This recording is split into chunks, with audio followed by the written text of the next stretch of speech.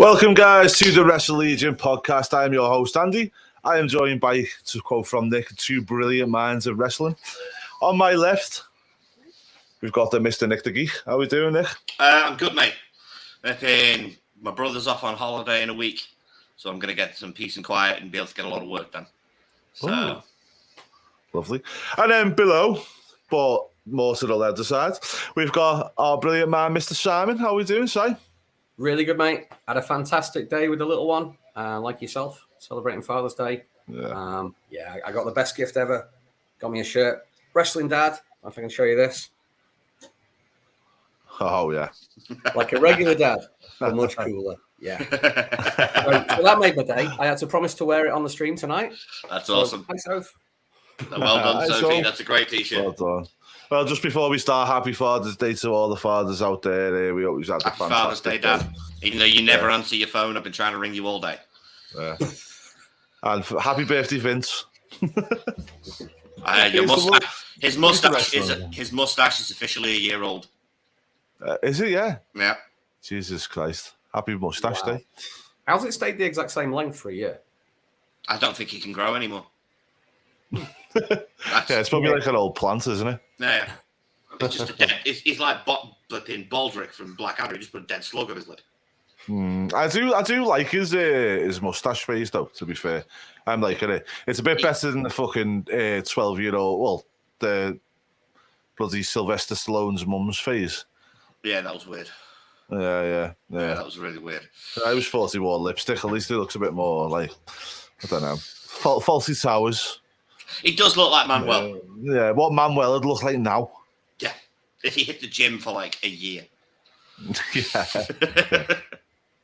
I wonder if he's got mustache steroids. You never know. Is that a thing? I'm assuming there's hair growth steroids. Yeah, if Vince can find a growth hormone to help with his mustache, he'll find it and take it. Yeah. Just spend your weekends injecting your top lip. What a line. Oh, God. Right, guys, let's get to it anyway. Let's get back on track with the wrestling news. Just for another thing, guys, as well as just at the start of the stream rather than the end of the stream, thanks so much for everyone that's watching each week. We are getting a few more and more viewers, and we really like that, so thank you so much. But let's get into it. So the first thing we've got is the Bloodline Civil War. The Bloodline starts to collapse. So obviously this week on SmackDown, I'm sure most people have seen it by now, but it was bloody awesome, and it was done so well. It was done so well. You know, Roman comes out, Jimmy comes out, Roman starts planting some doubts. Then Jay comes out, starts getting some doubts planted in his head. Jimmy comes out, starts to reason with him, and just when you think that famous line where he says, "You out too," and he goes, "And so am I." Bang. Good night, Roman. Now, I'm made up because it's obviously Money in the Bank. We've got a great, I don't know, has everyone seen the posters by now, I think? The Civil War posters, WWE let go out. Awesome, really good marketing, great stuff. Just think it, when it comes to marketing, WWE just second to none. But one question I wanted to ask you, Nick, is, do the Usos go over first on this one now? And is this the start to finish of Roman's reign now? No. I think Roman is definitely getting past Pedro Morales in about 3 weeks. Because I think that was the whole point of his reign, was to give him one that beat one of the original legends. And I still think there's a very good chance he's going for Hogan's reign, which is going to be in nil till next September. But I honestly think that they're going for Hogan's reign with Roman because they're trying to erase any past history from the company that can be looked on negatively. And unfortunately, Hogan can be looked on negatively in this today's light because of the comments and everything else he's made over the years. As far as the Usos versus Roman and Solo at Money in the Bank, as much as I want Jimmy and Jay to win the first round, I think they're going down. I honestly believe that Roman is... we all watch SmackDown. Did you see Roman's facials before they kicked him in the face the second time? Yes. Yeah, the rage on his mind, like the sheer unbelievable rage and confusion on his face, that's going to get translated, I think, in the next couple of weeks into sheer unbelievable blood-boiling hatred for the Usos. And Money in the Bank, he's going to unleash Solo at his fullest. And I think Solo is going to be used to absolutely decimate his older brothers. Okay. Now, Si, question I've got for you, mate, is I know Nick's saying there about Hulk Hogan's reigns. I know we've got a couple of weeks left for Pedro's. I don't think we're going to see him even defend the title in that time, so we're fine on that one. I think everybody thinks Hogan. Now, Hogan's still quite close to the company. He still does interviews. He's still on the network quite a bit. He still pops up. So I don't know whether the whole erasing Hogan's a thing. Do you think that we see just a really random kind of Brock Lesnar, Undertaker style defeat that no one sees coming? I think a lot depends on the status of the contract. So at the minute, he's meant to be taking time off after SummerSlam, isn't he? So when we find out how long that's going to be for, then you can kind of put the pieces together and figure out whether he's going to be due back before Survivor Series, at the Rumble. You know, I think if he's gone more than 2 or 3 months, then SummerSlam is the place to drop it. But I've been like Nick. I've been saying for the best part of 2 years now. You know, this is going to go 4 years. It's going to beat Hogan's reign. But yeah, who knows? And just one thing, Nick, you know, Roman's been quite active recently. I know we're in the negotiation time for contracts with networks. Now, I believe we've got about another 4 or 5 weeks left of the exclusive negotiation periods with the networks, and then we go into the open negotiation period. So let me ask you this question. There's 2 questions in this one for you. Question number 1, do they need a solid champion and the belts to be on TV in the negotiation periods? Or question 2, does Roman need to be the champion and he's part of the negotiations for that reason? Well, if the last couple of years has taught us anything, it's that the TV stations, USA specifically, were not very happy with the fact that they didn't have a main champion on their show for a long period of time. Because obviously Roman had both belts. Roman was a SmackDown guy. He very rarely appeared on Raw. He never defended the title on Raw. He did defend it on SmackDown a couple of times. I think having a champion in place on both shows is essential for the negotiations because that guy is going to be the face of that program. And whoever the face of that program is needs to be presented to the networks properly. And they need to be there and they need to be shown to be active and part of the company. As far as the other half of that question goes, that's more difficult to answer. And I'm going to pass it over to Si. Well, you know, because I've got Si's own question, so answer the question. Oh, well, right. I've forgotten what it was. That's the God's honest truth. Does Roman need to be part of the negotiations? No. And do they try and push him? No. Honestly, I don't think it matters who the belts are on. I think the belts have to be on somebody that is active, that is on TV on a regular basis and can be there during the negotiations for the company to go, look, these are our guys. This is how we're going to present them. Whether it's Roman or it's somebody else, Cody, AJ Styles, Bobby Lashley, any of those others would work just as fine. Okay. So, Simon, over to you. So, figuratively, sorry, just before we do, good afternoon, good evening, Mr. Russell. How are we doing? Hello, Russ. Good to see you, mate. Thanks for joining us. Okay, so in regards to the TV network, so as Nick's saying there, we need a strong champion. We need a champion that's on TV all the time, yada, yada. Based on the current SmackDown roster, who would be that guy? I don't want, just before you answer that is, I don't want you to do this with your head. I want you to think of this as a businessman. Who can lead this company? Who's got the characteristics, the charisma that will impress a television executive to say, this is the guy that's going to bring in the ratings and put the bums in the seats? I think the problem, right, is there isn't one clear standout guy. You've got maybe 2 or 3 guys that are just under that level. And that's the problem. I mean, it's a good problem to have if you've got more people just trying to smash that glass ceiling. But I couldn't pick one single guy on SmackDown. You know, I was convinced it was going to be Cody. I was convinced it was going to be Sammy. I want it to be Dominic, but he's on the wrong brand. Yeah, I've got no answer for that one, dude. Okay. And that's the problem. I haven't even myself. Now, just one for you, Nick, as well is, do you believe, see, we've got Seth, sorry, Russ has just said Seth, but we have got Seth Russ, but Seth is over on Raw. They were going through their own negotiation, and also they're going through their own negotiation period. So, you know, again, you need to have Seth over there flying the red brand flag. Now, one thing I always criticised McMahon for, and especially over the last, say, 4 years or so, was the mid-card was absolutely shocking.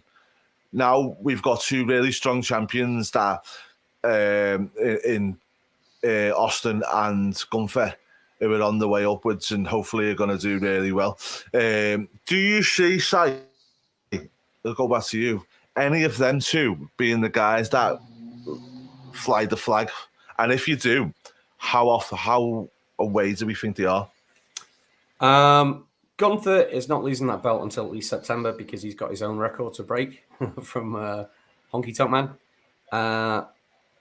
Austin Theory. I can see them both being world champs down the line. I think maybe I would say a year or so for Gunther. 2 years plus for Theory. All right, okay. If I may, the rumor has it that the plans for next WrestleMania are Gunther versus Cody in the main event. Which I would be under the assumption means that one of those gentlemen would have the belt before next WrestleMania. Yeah. If that isn't Gunther, I don't see how they get the belt onto Cody. Like, without Cody moving show, I don't see how they get the belt onto Cody now. Well, Gunther, don't forget, Gunther's on Raw now, isn't he? Oh, of course he is. So I suppose Cody beat Seth. Cody beat Seth. They didn't stipulate what belt it was for. No, they did not.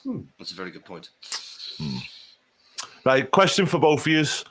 Was it? And I just want a yes or no answer to this one, and then we'll move on. No, I can't do that. Was it a mistake putting Cody onto Raw and not keeping him on SmackDown with Roman? Yes. No. Okay. Because that was where I feel that there might be the issue, is the fact that if you could have had Cody there to take the thing, and the networks love him. He's been on network television outside of wrestling. He's got that presentation. Yep. He could be the guy that could hold that title going into the negotiation periods. And agreed. That's why I'm keeping a very, very close eye on what happens going to lead up to SummerSlam, because that's where I feel like something like that could potentially happen. David says that I don't think the guy is there yet, Carmelo Hayes. Yeah, maybe. I can see Mello doing it in a few years. Yeah, he's got Mello and Trick. Mello and Trick as a double act. I can tell you one guy I am going to earmark as a future champion, Mr. Waller. Agreed. Yeah, Grayson Waller, I've always liked him anyway, and I thought he was great, but I'll never forget him WrestleMania. I think I sent you to a picture where I was sitting, night one, I believe it was. Yeah, he was in a box up the top. Yeah. And I tell you what, mate, he had the crowd eating it, and it wasn't just one or two. They were all cheering, and he was booing him, and obviously no one could hear him. And just by his mannerisms and what he was doing, he had them, hey, boo, and he was doing all sorts with them. And I was looking and thinking, that guy can do this to, I'd probably say, 25,000 plus on that side of the stadium without a microphone. And I was like, Yep. Well, that's we were way over the other side, and we could hear all the commotion from where we were, couldn't we? It's like, if you look at the Grayson Waller effect from the other night on just the last couple of weeks, most of the talk shows in WWE tend to be the same show with a different name. They're presented the same way. It's two dudes on two chairs, or a woman and a guy in a ring, and they do the same thing. The Grayson Waller effect's been presented completely differently. Yeah. It's being presented as an actual talk show with a set where he asks questions and they give answers, even if Charlotte Flair shows up dressed like a 1980s aerobics instructor every single week. It's like, what he does gets things over. And if you see, like you were saying about his mannerisms, if you just watch Grayson during the segments when the effect falls apart and the arguments start between the two guests, he is phenomenal because he's reacting so physically in the background to everything that's going on. He's good in the ring. He's phenomenal on the microphone.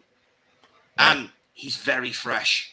Like, there is no one like Grayson Waller. No. And he also connects, as you say, and as I said with WrestleMania, he connects without open. Sometimes, as you say, in the background and things like that, he connects without even opening his mouth, which is a hard thing to do. Very hard. Yeah, and just to go back to your Charlotte comment, she probably takes as many steroids as a 1980s fitness instructor, which is why she has a clitic. Anyway, moving on. AEW Collision had its maiden voyage this week. Yes, it was on the last night, and that I know that you were really cooing over the show, both of you guys. So, Nick, first, I'm going to let you go. The King is back. Long live the King. He did nothing wrong. Loved his little counterfeit books comment, which was really nice because he can get away with saying it. I'm not going to be nice anymore. Phenomenal promo.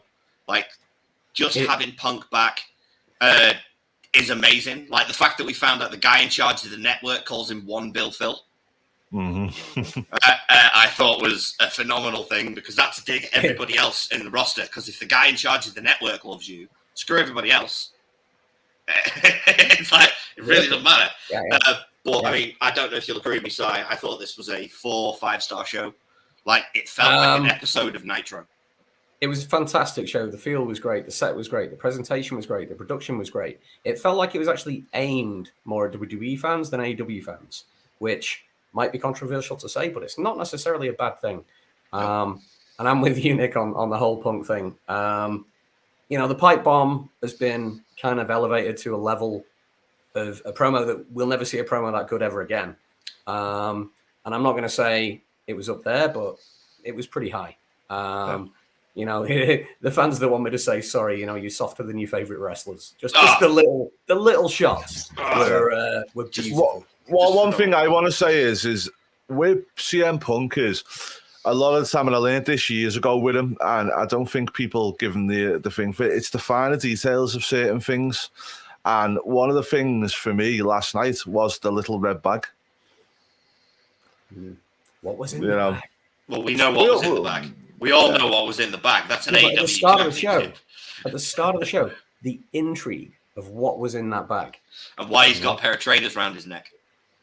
I know it's a little detail, but you know what I mean? No, but little details make professional wrestling. It's the nuances. Yeah, totally. It's the little things that matter. I mean, as far as the rest of the show goes, we were talking about before, the matches were superb. Andrade's return match against Buddy Matthews was phenomenal. They did this amazing spot in the middle of it where they were both injured, and the doctors came in to check on them both, which is a really good way of giving guys a rest spot in a 25-minute match. Shout out to Doc Sampson there as well, Nick. Personal friend of you guys. Yeah, shout out to Doc. Really good guy. Yeah. Samoa Joe and CM Punk was in the same ring for the first time since 2005. Jay White and Punk first time ever, and Juice likely gained a lot of new fans from after this performance. Do you know what, mate? One thing you've got to give to Punk is he does like to elevate people. Apparently he looked at Jay White and he liked the way he worked, and that's why he picked him. And, Jay White's only going to come out better for this, isn't he? Oh, without a shadow of a doubt. I mean, there was a spot in the match last night where Jay hooked a single leg crab and then dragged Cash Wheeler into CM Punk and Dax's corner so he could badmouth Punk and Dax. Because he's obviously been told, keep your character work up during this match. And just... I just want to go back to Simon's comments first about the... was the L called you Simon? And like he was in trouble. You're not in trouble, Si. He's Simon, mate. It's here somewhere. Yes, in Spanish. Use it. Yeah. See, but when you were saying about the fact of it was more WWE based and it will help them. Now, 100% right, mate, in what you're saying there as well. But what AEW fans don't realise is that, you can keep your brand of wrestling, you can do that. And if you want to do that on Dynamite, that's fine. And you can, because you want to be different to WWE. But WWE fans like a certain type of entertainment. We're wrestling fans, we like everything. I go to WWE to be entertained. I go to watch nice wrestling and AEW as well. But, that type of style there with CM Punk on it will hook them in. and then they will go over to Dynamite to have a watch as well. And next minute, you've got a lot more fans there. And the reason I'm mentioning what Si's 100% right in what he's saying is I think CM Punk gets that, and it looks like he's got more control over this show, and that's why he's doing that. But also for someone like a Jay White coming over from, the mainstream American audience do not know who he is, right? The wrestling community does, but unfortunately, the wrestling community is not as big as what people think it is. No, the IWC is a tiny percentage of the earth. Yeah. 20% So putting him in a ring with CM Punk is like strapping a rocket to his back. It is. Yeah. Isn't it, Si? Yeah. But I've been talking about this theory for, I don't know, a year or more now. AEW is no different to any popular niche product that wants to just rocket to the moon, go commercial, grow its fan base. You've got to attract new fans, but at the same sense, you're going to alienate your existing fan base, and you've got that like point of equilibrium where you've got to go one way or the other. And TK's been stuck there for about a year, and there's new fans coming in that are liking the changes, and there's old fans that are getting a little bit disillusioned. God knows they don't moan about it on Twitter, much. And it's taken him this time, and I can totally understand why I think he's done what he's done, which is let's make Dynamite the wrestling show for the originals. Let's make Collision the entertainment show and bring in all those guys that have been in New York. And it worked. It's good business sense, Take the money from both sides. For me, I'd like to compare AEW to UFC in the early 2000s. When UFC transitioned from being a once-a-year, one-night tournament to a twice-a-year, one-night tournament to then becoming the pay-per-view standard in mixed martial arts, there were a lot of fans, my brother included, that stopped watching UFC after the one-night tournament situation stopped, because that's what he loved. He loved watching all the different martial arts schools fight each other to see who would win. And obviously, when UFC evolved and became the show it is now, a lot of those fans went one way and a lot of those fans went the other. But they managed to pull in so many new fans that it kept the company stable and eventually made it bigger than it ever was. Nick, can you just check your microphone? Sam's a bit wobbly there, mate. Sorry I don't know whether it's just... Hang on. You were croaking a little bit, mate, but, Let me test. Testing, 1, 2. Testing, 1, 2. What you're right in saying there, Nick, and with the UFC analogy is a really good one. But what them fans done is they split off to Pride or they split off to Strikeforce. Mm-hmm. Now, I don't know if I'm getting this right, Si, but I feel like what you're trying to say is that keep Dynamite kind of the raw original type thing, and then bring Collision in as the fresh new sports entertainment. Yeah, that's exactly what I'm saying, mate. And I think that's exactly what the strategy has been. And I hope it's a success. We should get the ratings in about half an hour on our next weekend, isn't it? It'll be tomorrow now. But I think it will have done a decent number, even though it's in not the best time slot. I don't know. Like I said to you before, I just really feel like it felt like Nitro. It felt like a version of sports entertainment that was a brilliant combination of what WWE does and what the rest of the professional wrestling business does. Because the matches were long, they were drawn out, and they were absolute bangers.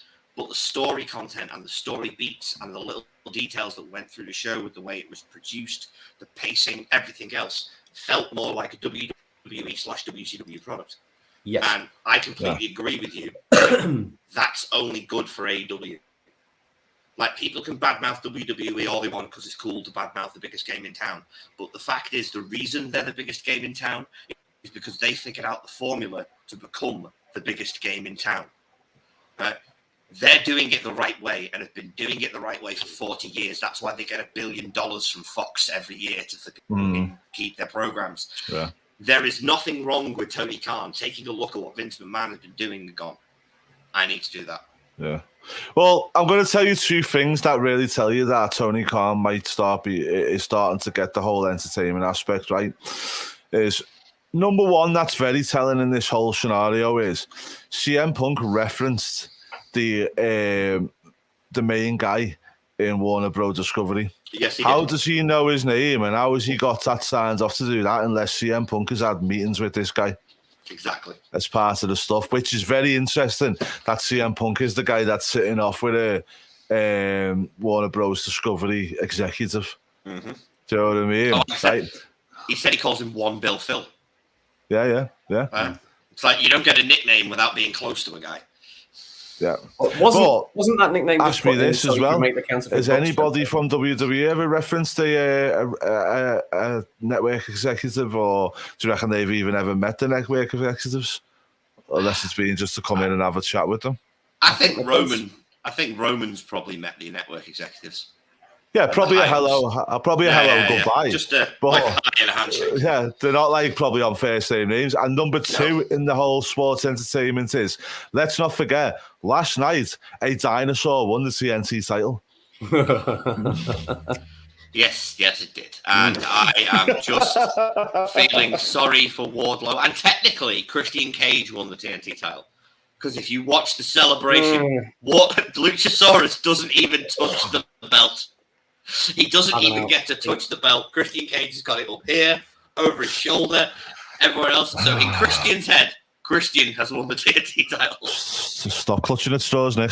The dinosaur won the title, no matter which way you spin it. But in other bits and bobs with this is, I've just got one more very positive thing on before I'm going to go on a bit of a rant. So first, well done to Miro for making his comeback. Well done. Made us to see him. Let's see the Redeemer crack on now. But now we're just going to go back a little bit, guys. I'm sorry to go a little bit off cue here. But what the fuck was Rampage? What was Rampage? And why was that horse-looking fuck in a match? Right. What Rampage was a show that started really well with Chaos versus United Empire, and then turned into Sunday Night Heat and fell off a cliff. I have said for weeks that the closer we got to the launch of Collision, the more Sunday Night Heat Rampage has become. Exactly. Yeah. But also, I keep thinking to myself, fucking hell, for her to get into a ring, she must have turned around and blew Tony Khan. But then when I look at them mouth, I'm like, no, she definitely didn't. My brother made a really good point. Why was she still wearing referee's gear? With Aubrey on the back of it, Aubrey. It worked for Danny Davis, you see, didn't it? You know, your fans, you never mind about insulting the fans' intelligence. You've got to remind them who you are. They might not just be recognised by the horse head. Yeah. No, in all seriousness, if she gets a 1 minute of wonder, that's it. Now leave it alone and go away. Go and speak. Go and speak to it. Go and speak to Will Hepner, you idiot. Hearing Jericho's commentary about Papa Briscoe was hilarious. I'll give him that. See, that's what annoyed me the most. Sorry, go on, Si. Sorry, dude. I was just going to say quickly, in Rampage's defense, Bandido and Takeshita was pretty damn good. But the rest of the show, Yeah. And the fact that they put the Briscoes, after everything they've been through, and now they had to share a ring with Aubrey Edwards. Do you know what I mean? I thought Tony Khan was meant to be nice, like. I believe it was Mark's idea. Is he married? Mark? Yeah. Yeah, I think so. It must be, yeah. Yeah. They're saying that, though, they're from the south, so they sympathise with horses, don't they? Yeah, they connect with those kind of animals. Maybe Mark brings the horse whisperer. The horse whisperer. Oh my God. In all seriousness, stay off the telly, Aubrey. Not going to warn you again. Count your things, keep your hand down. She got back to the locker room and she couldn't veil her legs properly. Yeah. Oh, dear. Yeah, I think after she'd done all that cheering, her mouth was a bit hoarse. Oh, God. But, she'll be fine. Oh, God. She needs to trot on. That's all I'll say. But let's talk a little bit more about CM Punk's return and what he was saying in his interview. So, obviously, as I said, Si, I think it was really a very point that probably didn't get picked up as much as what it should when he mentioned the executives. Now, to be like that kind of first name, funny thing with an executive is a big deal, isn't it? What else do you think come out of his little speech? I just love the entire unapologetic, I'm me. If you like me, you love me. If you don't like me, I do not give a shit. And that is just, it wasn't CM Punk at the start of that promo. It was Phil Brooks. And that is the Punk we love. He's just, in his mind, he's been in the right all along. And he just doesn't give a damn about it. And now he gets to... He did nothing wrong. Yeah, he did nothing wrong. He didn't. Well, I'd like to, if I may, for a minute. Everyone has been complaining that he took shots at Hangman Page in an ESPN interview the other week. I'd like to point out that CM Punk is the 7th professional wrestler to go to Hangman Page or Tony Khan and complain that Hangman Page works too stiff. People are turning around saying, "Oh, Punk's just moaning. Punk's just moaning." Well, why is it that Kenny said that Page works too stiff? Daniel Bryan, who is a stiff little shit, said that says that Hangman Page works too stiff. Just because CM Punk is saying he works too stiff, it is not a complaint. It is a legitimate fact. And Hangman Page sort his style out. Because if you have one person saying it, that's just someone complaining. 7 people, there's a problem there. Put him in with Miro. Miro will sort him out. That'd be amazing. That's what I'd do. That'd be amazing. I'd love to see. I was disappointed Miro didn't show up during the TNT title match on Collision. I think it's best. I think that belt's lost so much credibility. Leave him away from it for now. Well, I'd like to see him beat Orange Cassidy. Yeah. Because that belt's got a lot of prestige at the moment. Like for an AEW title, it's been defended week after week after week. He's on 22 to 23 defenses. It's not been rotated around like the TNT title has, which, as you say, Andy, has just lost so much prestige and credibility because no one more than a 60-day reign. Right. Let me circle back around again because Nicholas, you keep trying to take us away from the Punk, knock it on the head. Right, Simon. Oh, sorry. I'm not even angry at you, Simon. I called you Simon then. I'm angry at Nick because he tried to take us away from the Punk. So it's not even, I apologise, Si. You're all right, sweetie. Yeah, he does. Goes on a rant, doesn't he? For this promo, how much of it do you feel was legit and how much is a shoot? Oh, sorry, work. How much is a shoot, how much a work? Before I answer that, the sign of a really good promo, and I'm going way back, 25 years, Brett and Sean, DDP and Marcus Bagwell, some of the best promos are the ones where you don't know the answer to that question. So, was it 100% work? If so, you can get away with it. Was it 100% shoot? If so, you can get away with it with people thinking it's a work. Either way, we're never going to know. But if I had to guess, that was Phil Brooks. That promo was Phil Brooks all along. Nick, do you feel like I know we've got this thing with them at the moment where obviously the Young Bucks and they're the ones that are the VIPs, aren't they, or the vice presidents EVPs. or whatever, the EVPs, that's the one. And Punk isn't. Do you feel like it was Tony Khan who brought CM Punk back, or whether it was Warner Brothers Discovery? I think it was a bit of both. I mean, I've been saying since Punk first showed up in AEW, I didn't see $1 Million Gate with anybody else's name on the card. Right? Just did $1 Million Gate in Chicago again for Collision this week. Right? The fact is, Warner Brothers like money more than anything else. They are a business, they are a company, they want to make cash. CM Punk is a proven commodity. Doesn't matter what anybody has about him, his personal opinion on Punk, whether they like him or you don't like. As far as the wrestling business is concerned, CM Punk is a proven financial draw. If I'm Warner Brothers Discovery, I'm not letting him walk away. Like, because of a stupid spat between him and some of the other wrestlers that should have been handled professionally. I'm going to do everything in my power as the executive at Warner Brothers to tell Tony Khan, he's staying. You want to keep on this network, you keep Phil Brooks. Yeah. I just can't see it going any other way.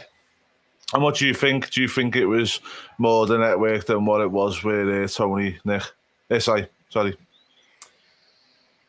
I mean, it's hard to tell. End of the day, Punk, he's come back, I believe, for the money. It's not for the fame. It's not for the fortune. He's got a contract. That contract has got to be honored. If Tony Khan didn't want to honor the contract and buy it out, then maybe he has gone to the top of the network, and use that for leverage. He's a smart guy. He goes after what he wants. Sorry, what I mean by that, Si, is did Tony want him back, or was it the network who said, if you want this show, you need to get him back? I think it could filter down to the network, or maybe that's the start of a story where we're meant to believe that. That's the interesting thing.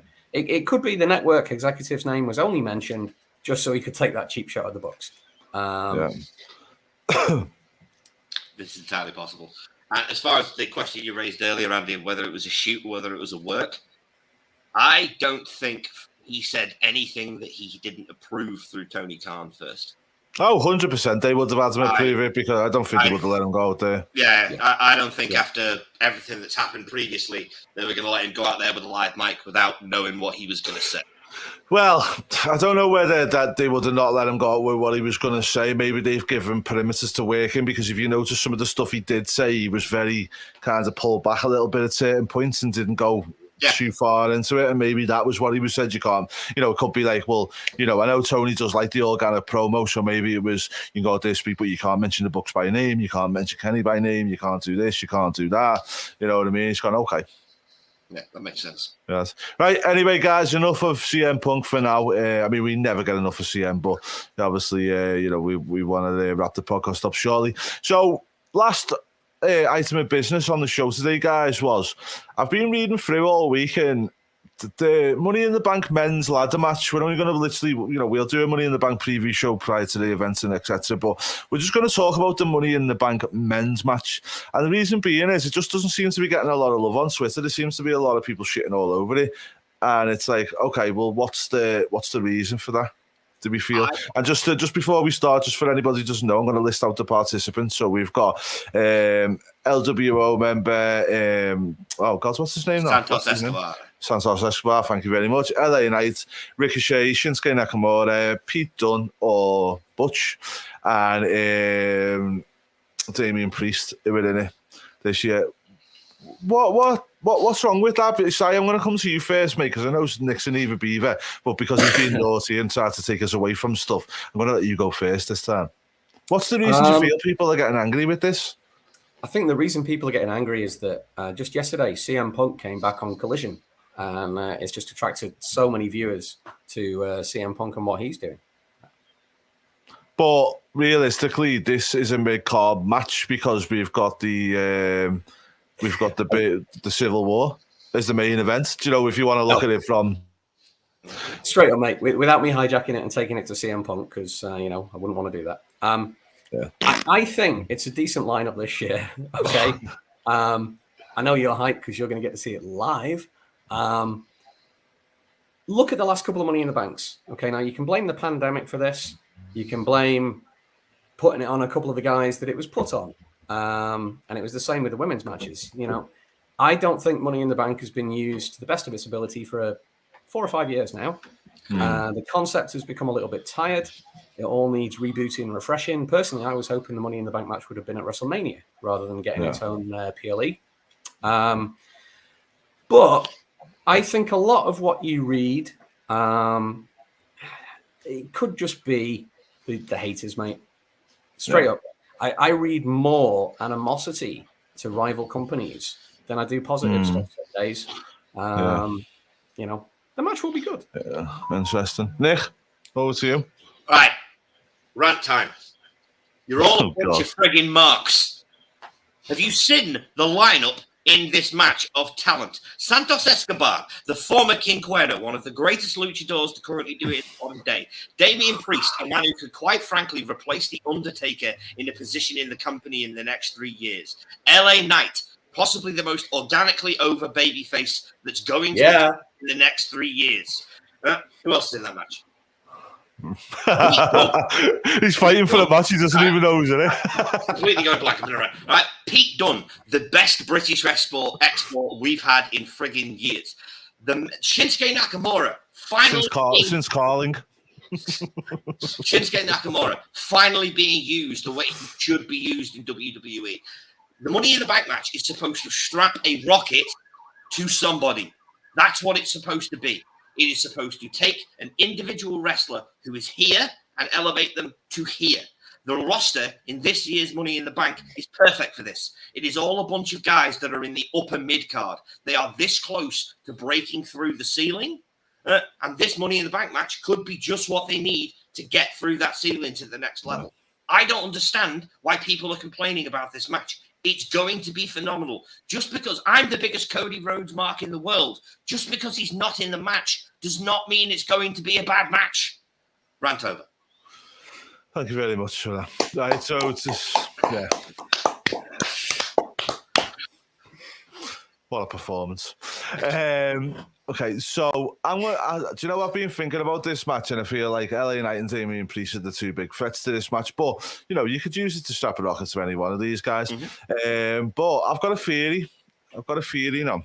Not an Austin theory, but I've got a theory. Okay, so I believe that this match will be the people that are in it. I don't believe that we're going to have anybody else come into this match. And I believe Damian Priest will win this match. And I believe Damian Priest will cash it in on Jordan Finn Balor versus Seth match later that night.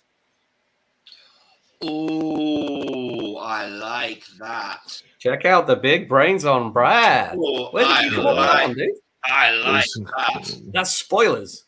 Yeah, I feel like he's gonna take the crown and he's gonna take the Judgment Day all the way from Finn in one trail swoop. Maybe. I've been going on the angle that Finn was going to kick out Priest and replace him with JD Madonna. But I think Priest is going to be the winner, because I think after all of the nonsense last year with the Money in the Bank briefcase and the nonsense the year before, I think they're going to go for a quick cash in with the men this year, like they did with the women the last couple of years. Just to add to your theory, okay, who's Cody Rhodes wrestling at the same show? Big Dom. Which stable is Dominica a member of? Judgment Day. Okay. So if you were to put that belt on Priest, Cody has already got the storyline built to take it off him, leading to the Cody Gunther match that we're expecting at Mania. I think we just solved the riddle. Yeah. And also there's no Rhea match on there, and I think Rhea's going to be the one. I think Finn Balor could beat Seth Rollins with Rhea's help, and then Damian comes out to celebrate and cashes in on him. Entirely possible. Yep. Entirely possible. Yeah. Or either that or Damian Priest literally does what Seth did and turns it into a triple threat. Which would be fine either way. I love Priest since his Punishment Martinez days in Ring of Honor. The guy is amazing at what he does. The fact that he's now in his 40s and looks like he looks younger than us three. I mean, admittedly, Andy's the only one who's not in his 40s. I don't know, mate. Speak for yourself. One thing that I will say to you, though, is another point of view is I thought that they put Damian Priest in the matches to take the pins the other week in the tag matches, and I thought it was because they were protecting Dom, but I think it's all WWE thing is you can take as many pins as you want before your push begins. Well, I agree with that. And there have been a lot of rumours that since the Puerto Rico match with Bad Bunny, the WWE are really, really high on Priest. Yeah. Which makes a lot of sense. Well, we'll have to wait and see, but I do believe that Damian Priest may be the one that walks out of Money in the Bank with the championship. No, I'd go with that. I mean, honestly, I want LA Knight to win. But if Priest wins that match, and that does lead to Cody going after Priest, I'm a happy boy, because Cody gets to win the World Heavyweight Championship at some point in the next few months. So that could be really, really good. Yeah, and that's where we could be heading, because you've got Cody's already interacting with the Judgment Day already, isn't he? And we don't really want to see Cody Seth anymore. So, you know, and as you said, after the Bad Bunny situation, etc., the WWE know they can trust Damian, so he's a good transitional champion. Makes a lot of sense, doesn't it? He's a very safe pair of hands. Yeah. Makes perfect sense. Right, guys, well, that's going to be the end of our pod for this week. Nicholas, get ready with the outro. Thank you so much for watching. Please do follow us on Twitter, Wrestle Legion on Twitter. If you haven't already subscribed to the channel, please subscribe. We are going to get more and more active, guys. I'm going to try and do some daily content, stuff like that going forward. But as always, we say this is your channel. You want to see us do anything, please do let us know. But comments again, below. Thank you very much for the support as always. From me, Nick and Si, until next time, take care and have a nice night.